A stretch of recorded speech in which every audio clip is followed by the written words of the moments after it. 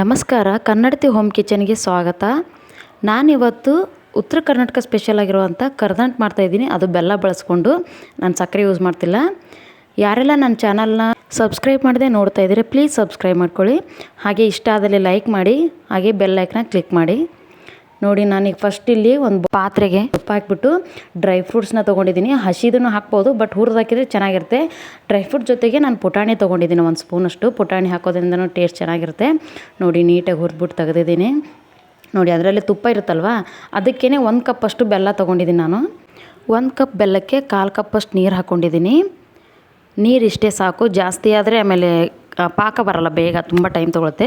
ನೋಡಿ, ಆ ಕಡೆ ಪಾಕ ಕುದಿಯಲಿ. ಈ ಕಡೆ ಏನದ ಒಂದು ತಟ್ಟೆಗೆ ಒಂದು ಅರ್ಧ ಸ್ಪೂನಷ್ಟು ತುಪ್ಪ ಹಾಕ್ಕೊಂಡು ಪ್ಲೇಟ್ ತುಂಬ ಸವರ್ಕೊತೀನಿ. ಈಗ ಈ ರೀತಿ ಮಾಡೋದ್ರಿಂದ ಕರ್ದಂಟು ಹಾಕಿದರೂ ತಳ ಹಿಡಿಯಲ್ಲ ಅಂಥೇಳಿ. ನೋಡಿ, ಈ ಕಡೆ ಬೆಲ್ಲನೂ ಕುದೀತಾ ಇದೆ. ಇದು ಪಾಕ ಬರಬೇಕು. ನೀರು ಕಡಿಮೆ ಹಾಕಿದರೆ ಪಾಕ ಬೇಗ ಬರುತ್ತೆ. ನಾನು ಅದಕ್ಕೆ ಕಾಲು ಕಪ್ಪಷ್ಟು ತೊಗೊಂಡಿದ್ದೀನಿ. ನೋಡಿ, ನಿಮಗೆ ಪಾಕ ಬಂದಿದೆ ಅಂತ ಹೆಂಗೆ ಗೊತ್ತಾಗಬೇಕಂದ್ರೆ, ಒಂದು ಬಟ್ಲಲ್ಲಿ ಅಥವಾ ಒಂದು ಪ್ಲೇಟಲ್ಲಿ ನೀರು ತೊಗೊಂಡು ಈ ರೀತಿ ಹಾಕ್ಕೋಬೇಕು. ನೋಡಿ, ಇದು ಇನ್ನೂ ಆಗಿಲ್ಲ, ಪಾಕ ಬಂದಿಲ್ಲ, ಇನ್ನೂ ಸ್ವಲ್ಪ ಬಂದಿದೆ ಅಷ್ಟೇ. ನೋಡಿ, ಇದೆಲ್ಲ ಒಂದು ಉಂಡೆ ಥರ ಆಗಬೇಕು. ಇನ್ನೂ ಸ್ವಲ್ಪ ಹೊತ್ತು ಕುದಿಸ್ಕೊಳ್ಳೋಣ. ನೀರು ಸ್ವಲ್ಪ ಜಾಸ್ತಿ ಹಾಕೋದ್ರಿಂದ ಬೇಗ ಕುದಿಯಲ್ಲ ಅದು. ನೋಡಿ, ಒಂದು ಸ್ವಲ್ಪ ಏಲಕ್ಕಿ ಪುಡಿ, ಆಮೇಲೆ ಸ್ವಲ್ಪ ಜಾಕಾಯಿ ಪೌಡ್ರ್ ಹಾಕ್ತಾಯಿದ್ದೀನಿ. ಟೇಸ್ಟ್ ಚೆನ್ನಾಗಿರುತ್ತೆ ಅನ್ನೋ ಕಾರಣಕ್ಕೆ ಹಾಕ್ತಾಯಿದ್ದೀನಿ. ನೋಡಿ, ಅದ್ರ ಜೊತೆಗೆ ಏನದ 2 ಸ್ಪೂನಷ್ಟು ಡ್ರೈ ಫ್ರೂಟ್ಸ್ ಹುರಿದಿಟ್ಟಿದ್ವಲ್ಲ, ಅದನ್ನ ಮೊದಲು ಮಿಕ್ಸ್ ಮಾಡ್ಕೊತಾ ಇದ್ದೀನಿ. ಜೊತೆಗೆ ಮೇಲ್ಗಡೆ ಸ್ವಲ್ಪ ಇದ್ರೂ ಸಾಕು, ಇಲ್ಲ ಬರೀ ಪುಟಾಣಿ ಅಥವಾ ಶೇಂಗಾನ ಹಾಕೋಬೋದು. ನೋಡಿ, ಚೆಕ್ ಮಾಡ್ತಾಯಿದ್ದೀನಿ, ಆಲ್ಮೋಸ್ಟ್ ಆಗಿದೆ.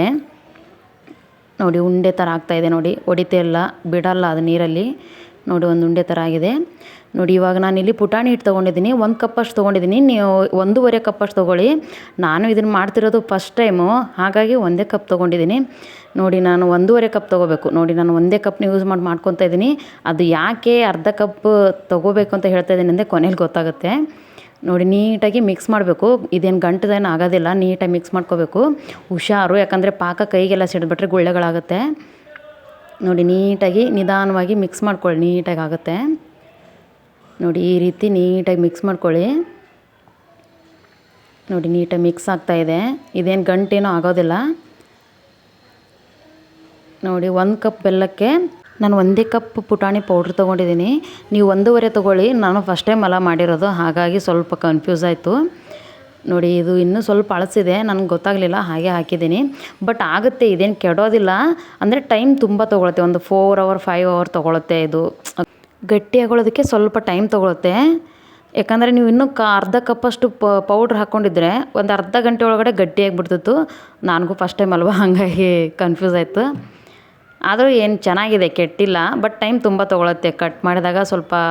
ಯಾಕಂದರೆ ಸಕ್ಕರೆ ಪಾಕ ಬೇಗ ಗಟ್ಟಿಯಾಗುತ್ತೆ, ಬೆಲ್ಲದ ಪಾಕ ಬೇಗ ಗಟ್ಟಿ ಆಗೋಲ್ಲ, ತುಂಬ ಟೈಮ್ ತೊಗೊಳತ್ತದು ಹಿಟ್ಟು ಕಡಿಮೆ ಹಾಕಿದ್ವಿ ಅಂತಂದರೆ.